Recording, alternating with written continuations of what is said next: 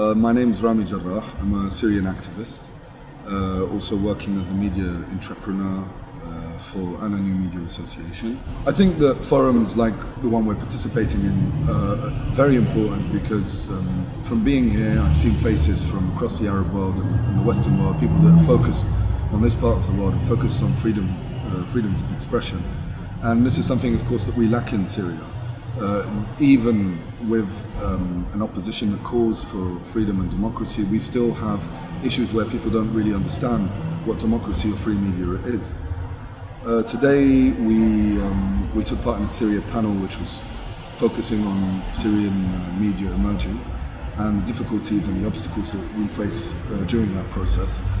It was a good conversation. I think there was a lot of lack of knowledge of what was really going on in Syria, and that focus and speaking about the missing context in Syria, the missing context in Western media in particular, I think that was good, especially that there were many journalists present who I think can influence in their own circles in providing more credible information in the future.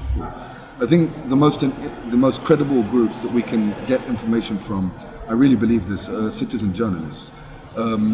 We do have the problem of citizen journalism being biased sometimes, but I think that people on the ground in their communities are much more credible and much more capable of getting information in a much more detailed manner on the situation because they understand the situation they're in. There were many times when journalists crossed the border into Syria and spent a week. I didn't agree with the stories that were coming out, even though sometimes they were correct, but they weren't detailed enough to explain the situation because the journalist himself didn't understand the situation.